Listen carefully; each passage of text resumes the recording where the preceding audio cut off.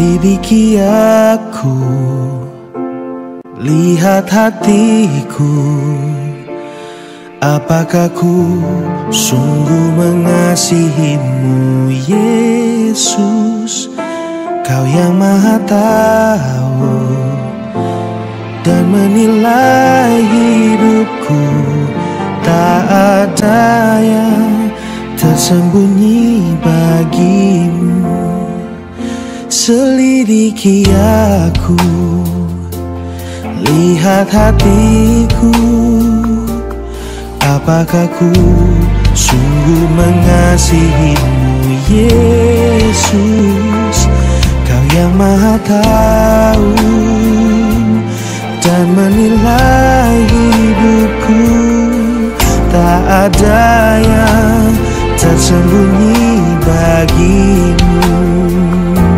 Telah ku lihat kebaikanmu yang tak pernah habis di hidupku.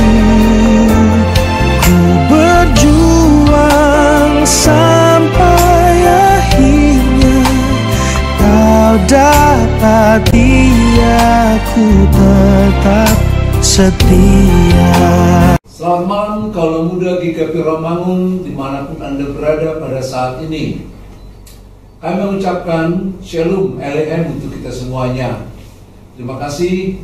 Dari ruang kerja GKP Romangun, kami bersama dengan pemuda dan remaja GKP Romangun yang didampingi saudara kita Gema Marbun dan dengan Ricky Sinaga dalam rangka membahas pembicaraan kita atau topik kita malam ini, yakni memandang kepada Yesus Kristus, yang diambil dari Ibrani pasal yang ke-12 ayat yang pertama sampai ayat yang ketiga. Sebelumnya kita nanti akan dibuka dengan dua pembukaan dari saudara Gema, dari saudara Ricky Sinaga, dan pembacaan firman Tuhan dari Gema Marbun.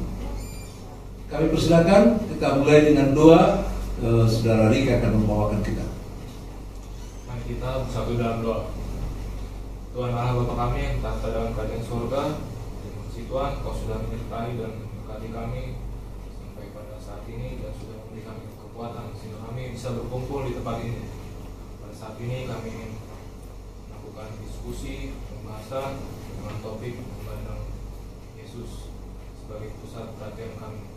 Kiranya pembahasan dan pembicaraan kami ini bisa menjadi pembelajaran di dalam hidup kami, khususnya bagi pemuda-pemudi dan remaja di GKP Romangun, agar berguna di dalam kehidupan sehari-hari. Dan juga kami sebagai pemuda-pemudi dan remaja bisa memandang Yesus Kristus sebagai pusat perhatian kami. Itulah doa dan permohonan kami, kiranya Tuhan menyertai kami dari awal, pertengahan hingga akhir. Dalam nama Tuhan Yesus kami berdoa dan mengucap syukur. Amin. Terima kasih. Kami persilakan Gema Marbun membacakan kita dari Ibrani pasal 12 ayat yang pertama sampai ayat yang ketiga. Kami persilakan. Ibrani 12 ayat 1 sampai 3 dengan judul perikop nasihat supaya bertekun dalam iman. Karena kita mempunyai banyak saksi bagaikan awan yang mengelilingi kita, marilah kita menanggalkan semua beban dan dosa yang begitu merintangi kita, dan berlomba dengan tekun dalam perlombaan yang diwajibkan bagi kita. Marilah kita melakukannya dengan mata yang tertuju kepada Yesus yang memimpin kita dalam iman dan yang membawa iman kita itu kepada kesempurnaan, yang dengan mengabaikan kehinaan tekun memikul salib, ganti sukacita yang disediakan bagi Dia, yang sekarang duduk di sebelah kanan tahta Allah. Ingatlah selalu akan Dia yang tekun menanggung bantahan yang hebat itu terhadap dirinya dari pihak orang-orang berdosa, supaya jangan kamu menjadi lemah dan putus asa. Demikianlah firman Tuhan. Saudara-saudara, telah kita mendengarkan firman Tuhan yang dibacakan bagi kita semuanya. Dari ketiga ayat itu mau disimpulkan bahwa Paulus menginginkan supaya kita membuat Tuhan Yesus menjadi pusat perhatian, pusat pandangan kita dalam pemikiran maupun dalam segala gerak perjalanan hidup kita.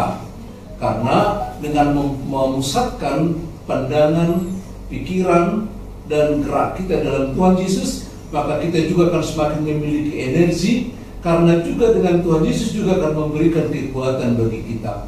Begitu pentingnya dalam hidup ini membuat Yesus menjadi pusat perhatian, sebagaimana diumpamakan oleh Paulus dalam surat ini. Sampai ke ayat berikutnya diumpamakan dengan seorang atlet yang lari sprint. Sebagai seorang atlet lari sprint, dia akan mempersiapkan dirinya dengan disiplin, dengan latihan yang baik, dengan makan yang teratur, dengan tidur yang teratur, dalam rangka memfokuskan diri supaya memiliki kekuatan yang maksimal dalam saat bertanding. Dan ketika bertanding pun dia juga mendisiplinkan diri, mengikuti disiplin yang ada. Dia mempersiapkan dirinya dengan tumpuan kaki yang pasti, dengan letak tangan di garis start yang baik, dan terakhir dengan mata yang bukan hanya ke depan, tapi fokus kepada garis finish. Begitu dekatnya garis finish itu, seolah-olah hanya tinggal satu langkah. Ketika garis finish itu makin dekat, disitulah kekuatannya makin kuat, sehingga dia juga nggak terganggu lagi dengan apa yang terjadi. Ada banyak gangguan di sekitarnya, ada orang memanggil namanya, ada yang mengejek dia, ada temannya memberikan dorongan dan lain sebagainya, tapi dia nggak terganggu lagi, karena begitu dia lihat garis finish itu, semua gangguan itu menjadi satu energi yang memusatkan perhatiannya untuk menuju garis finish, karena dia tahu di sanalah kejuaraan itu. Hidup ini juga seperti itu. Bagaimana kita memusatkan perhatian kita kepada Yesus Kristus, sehingga kita juga mendapat kekuatan. Begitu dekatnya kerajaan surga itu, begitu dia memberikan kekuatan kepada kita. Contohnya gini, kalau kita menghadapi tantangan, kita menghadapi berbagai kesulitan, memandang kepada Yesus yang tersalib, nggak seberapa yang kita rasakan ini. Ada kekuatan otomatis, nggak seberapa ini, gitu ya. Dan yang kedua, kalau kita memandang kalau sekarang Yesus itu ada di mana? Ada di sebelah kanan Allah Bapa. Ngapain? Dia mempersiapkan tempat bagi kita, dia menjadi perantara bagi kita, sehingga kita tidak segan-segan lagi masuk ke dalam kerajaan surga, karena sudah ada Yesus menjadi imam besar bagi kita. Sehingga kerajaan surga itu adalah milik kita karena diantarai oleh Yesus Kristus. Ya, itu yang boleh saya jelaskan. Sebagai pemuda, bagaimana pendapatmu? Bagaimana pandanganmu dengan penjelasan tadi? Oke, kita coba. Siapa yang mau bertanya duluan? Saya mau. Oke, sekarang kita kasih ke Ricky dulu, kira-kira apa Ricky? Di zaman sekarang ini kan banyak pemuda yang tidak bisa memfokuskan diri kepada Tuhan, karena mungkin lebih mengutamakan pendidikan ataupun pekerjaan. Mengenai hal itu, bagaimana agar kita bisa fokus? Ya, itu satu pertanyaan yang sangat relevan sekali, di mana bukan hanya pemuda, orang tua juga sekarang mengarahkan anak-anaknya, ya pendidikan dulu deh, soal iman itu nanti, gitu ya. Nanti, jadi gimana pendapatmu? Saya kasih dulu sama si Gema sebagai mewakili remaja juga, gimana pandangannya dengan pertanyaan itu?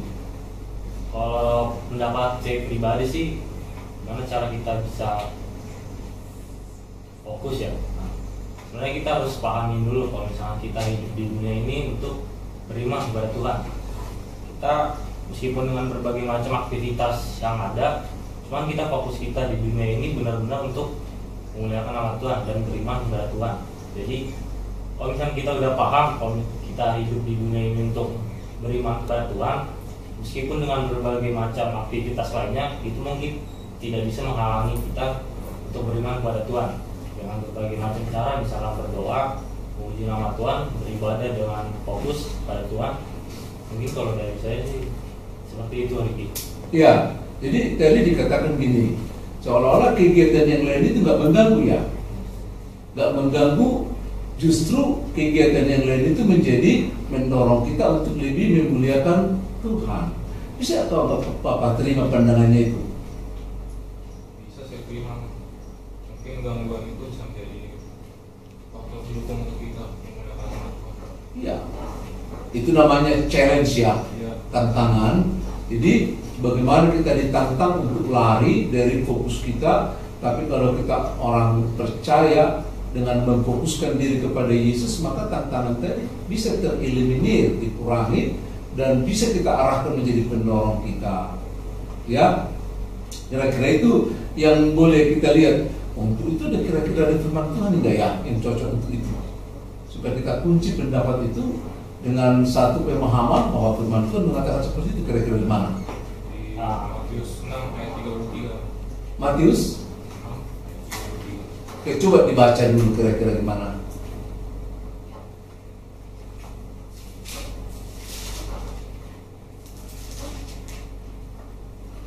Matius 6 ayat 33. Judul perikop karena kekhawatiran. Tetapi carilah dahulu kerajaan Allah dan kebenarannya, maka semuanya itu akan ditambahkan kepadamu. Iya. Jadi dari situ dikatakan sudah jelas sekali ya, cari dahulu kerajaan Allah. Jadi pekerjaan itu, pendidikan itu akan ditambahkan kepada kita. Yang ditambahkan apanya ya? Kira-kira bisa dijawab apa? Jemaah, apa yang ditambah jadinya? Bisa berupa berkat kepada manusia, Bisa berkat kepada manusia itu sendiri, dan pertumbuhan iman manusia itu sendiri. terus Kalau dari saya gitu. Ini ada ada tambahan dari Ricky. Tambahan yang diberikan kepada kita ya tentu saja kerajaan Allah tersebut dan kebenaran. Iya.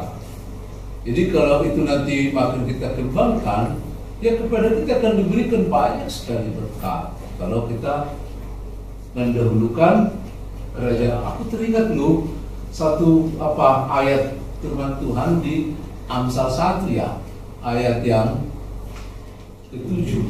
Coba Gema dulu yang baca, kira-kira apa itu? Amsal pasal yang pertama ayat yang ke-7.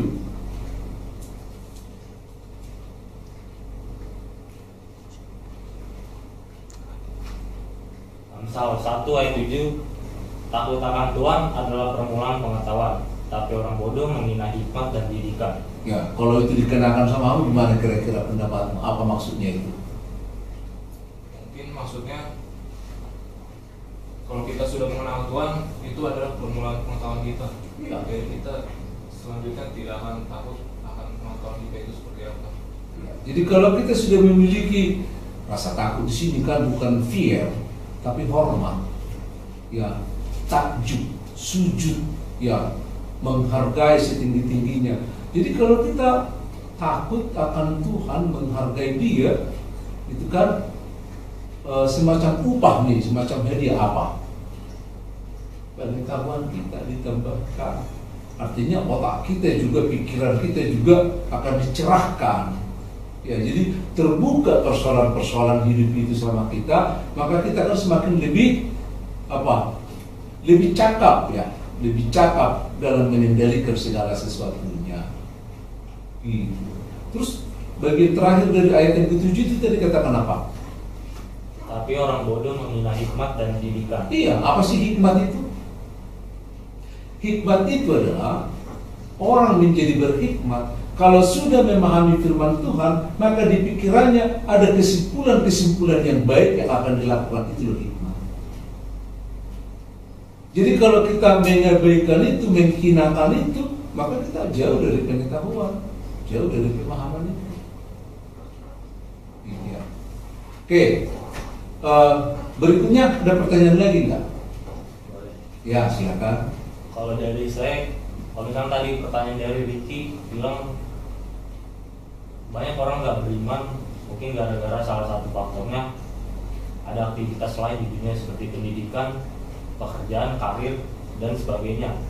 Nah, dari saya sendiri pertanyaannya, gimana sih cara kita menyeimbangkan antara beriman kepada Tuhan, cuman di satu sisi kita juga harus menjalankan tugas kita sebagai manusia, entah itu pendidikan, karir, pasangan, dan sebagainya. Itu sih kalau dari saya. Udah paham pertanyaannya?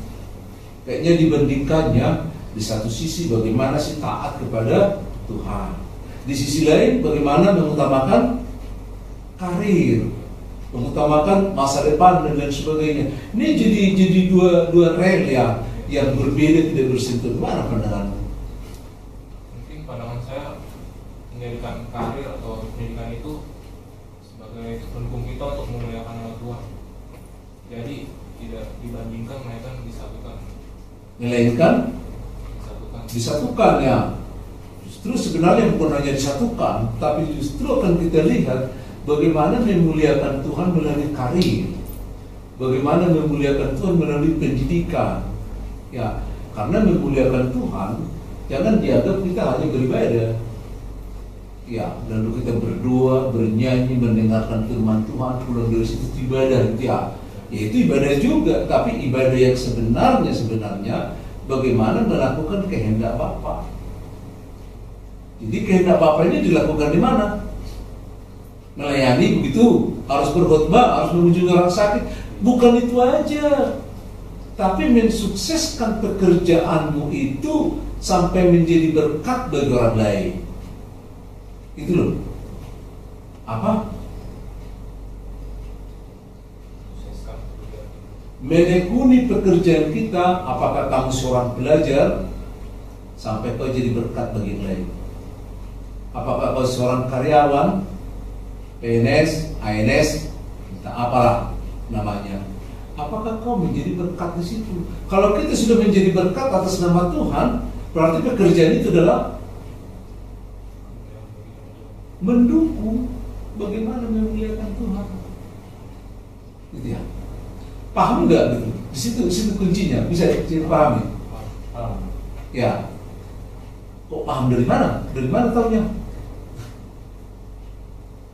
Coba, apakah ada ayat yang mendukung pemandangan tadi di mana? Pandangan tadi. Kalau saya sih memandangnya saya mengutip dari ayat Alkitab Kolose 3 ayat 23. Coba. Intinya seperti ini. Apapun juga yang kamu perbuat, perbuatlah dengan segenap hatimu untuk Tuhan dan bukan untuk manusia. Ya. Jadi nampaknya bukan hanya ibadah loh yang perbuatan kita untuk Tuhan. Ini seringkali salah dimengerti oleh warga jemaat. Jadi beribadah itu harus ganti baju, datang ke gereja, bawa persembahan, bawa Alkitab, bawa buku nyanyian. Jadi sehingga kita mengabaikan memuliakan Tuhan. Ibadah yang sesungguhnya adalah bagaimana kita menjadi berkat bagi orang lain. Sehingga pekerjaan yang kita lakukan itu, atau sebenarnya Tuhan mau menggunakan kita di pendidikan yang kita tekuni, di pekerjaan yang kita geluti. Gitu ya. Apa pandangannya lagi dengan itu? Ada pendapat lain?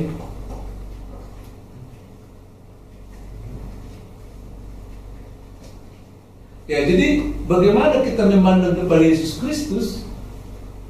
Seperti yang kita lihat tadi, kita akan melihat bahwa semua pekerjaan yang kalau dikatakan tadi mengganggu, ternyata itu adalah elemen-elemen yang mensupport kita, memfasilitasi kita supaya kita makin memperhatikan Yesus. Jadi pendidikan nggak mengganggu begitu. Dan kita sebagai pemuda juga jangan pernah membuat pendidikan menjadi pengganggu memuliakan Tuhan. Oke, jadi pendidikan itu bukan sesuatu yang menghalangi kita, tapi justru mencerahkan kita, memantapkan kita untuk menaruh perhatian, pandangan kepada Yesus. Karena ternyata Yesus itu tidak mengajak kita hanya memuliakannya melalui ibadah, justru melalui pendidikan itu, justru melalui karir itu. Apalagi kalian sebagai remaja ya, ini semester keempat, semester ke-6 udah mau calon-calon sarjana. Ajarkan kepada adik-adikmu bahwa pendidikan sama sekali tidak. Mari kita cari bagaimana kita memformulasi supaya pendidikan kita makin dicerahkan di dalam Tuhan. Dia kan terang, Allah itu adalah terang. Maka apapun yang kita kerjakan itu kalau di dalam Dia akan diterangi nanti semua. Gitu ya. Nah, sebagai kesimpulannya, kalau menurut Gema dari percakapan tadi, kira-kira apa yang menjadi kesimpulanmu atau menjadi pesan bagi para pemuda yang ada di luar sana? Kalau saya nangkap dari diskusi ini, sebenarnya hidup ini sebenarnya tujuannya itu untuk beriman kepada Tuhan, meskipun dengan berbagai macam rintangan dan aktivitas yang kita jalani sebagai manusia. Cuman aktivitas dan rintangan itu bisa menjadikan kita sebagai ujian iman kita terhadap Tuhan. Kita ambil contoh mungkin di dalam pendidikan, mungkin kita mempunyai teman yang berbeda agama dengan tujuan mungkin bisa aja menguji iman kita, entah kita bertanya tentang Tuhan kita, tentang iman kita seperti apa dan sebagainya. Nah, sebenarnya di situ iman kita diuji, apakah kita benar-benar bisa beriman kepada Tuhan atau tidak. Walaupun kita mendapatkan rintangan atau pertanyaan seperti itu, bagaimana cara kita menyikapinya? Entah apakah kita marah atau malah menyerang balik, itu tentu saja kita tidak beriman kepada Tuhan. Walaupun kita beriman kepada Tuhan, pasti kita akan menjelaskan secara dengan pengetahuan dan iman kita sendiri. Jadi, apa pesanmu kepada pemuda yang ada di sana? Pesan saya, Apa? nah, apapun rintangan, Kesana lihat dan ajak mereka. nah, apapun, meskipun kita hidup di dunia ini dengan berbagai aktivitas, cuman kita harus pahami bahwa fokus kita di hidup di dunia ini itu memfokuskan diri beriman kepada Tuhan dengan berbagai macam aktivitas yang ada. Cuman fokus kita untuk beriman kepada Tuhan, jangan jadikan sebagai penghalang aktivitas yang lain, tapi jadikan itu sebagai faktor-faktor pendukung kita untuk beriman kepada Tuhan. Kalau itu. Terima kasih. Sekarang Ricky, gimana? Apa pandanganmu, pendapatmu terakhir, dan bagaimana kamu mengajak saudara-saudara kita yang ada di luar sana? Coba lihat ke kamera. Kalau menurut saya, pendapat saya untuk diskusi kali ini yaitu memandang kepada Yesus. Kita sebagai pemuda harus mempunyai tujuan dan fokus yaitu kepada Yesus sebagai pusat perhatian hidup kita.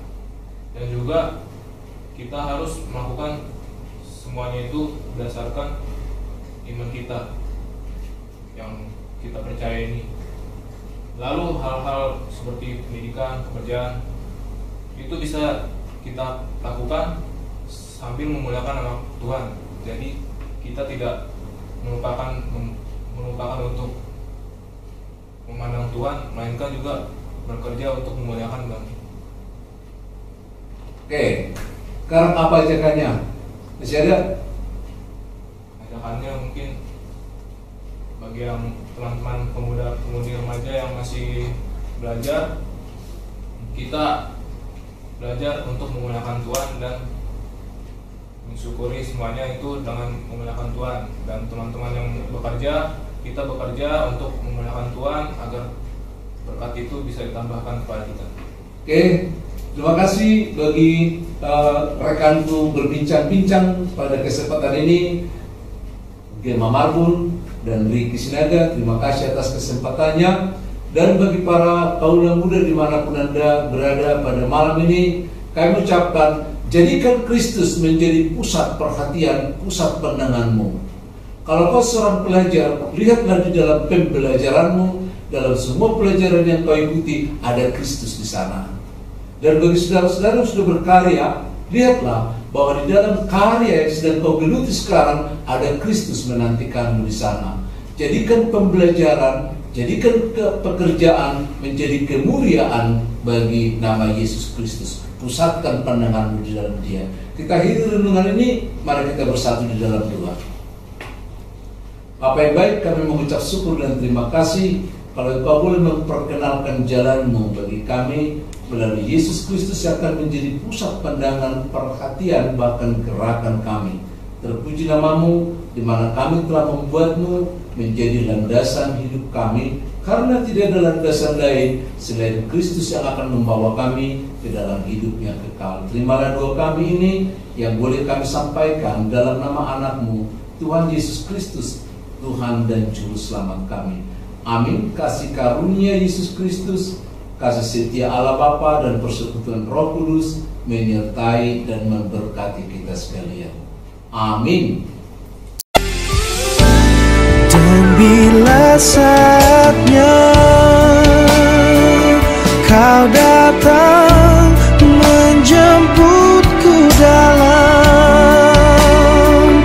terangmu, kau kan dapatiku setia lakukan firman-Mu.